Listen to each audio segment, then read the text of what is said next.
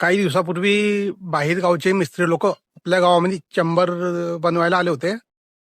तिच्यामधून एक मिस्त्री माझ्याजवळ आला आणि मला म्हणाला, बोले भाई यार कुछ गांव का डेवलपमेंट करो तुम्हारे गांव में बहुत गंदगी है, बहुत कीचड़ है तुम्हारे गांव में, कुछ गांव का देखो.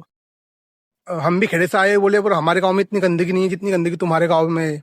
हम भी भुसावल में रहते, भुसावल के खेड़े में रहते, लेकिन हमारे गांव में इतनी गंदगी नहीं जितनी तुम्हारे गांव में है. मी बोललो त्याला, भाई ये गांव का डेवलपमेंट का काम है ग्रामपंचायत वालों का है, सरपंच का है, मेंबर लोगों का है. वही गांव गांव का डेवलपमेंट के बारे में नहीं सोचते तो अपन क्या कर सकते हैं. ये सब काम देखना उनका है, लेकिन वो कुछ ही देखते नाही, सब अपने अपने काम में लगे रहते.